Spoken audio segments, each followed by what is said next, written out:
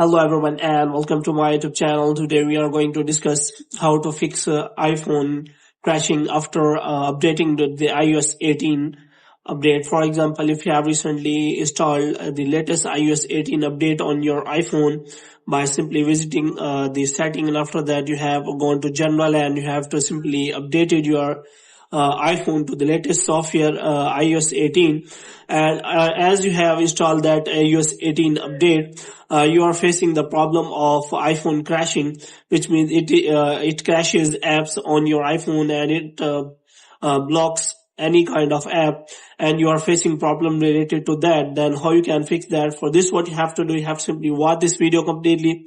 So first of all, what you have to do, you have to simply close all the apps which are running in the background so that it can now work smoothly. But if you have recently installed the iOS 18 update, then you have to wait for some time so that it can work on your iPhone properly. So after that, you can simply check whether it is now working properly or not. Moreover, you can also go to settings, and after that, what you have to do, you have to go to general and you have to go to iPhone storage, and you have to check whether you have enough storage to run all the apps in the iPhone, so that does not create any problem for the apps to run on your iPhone.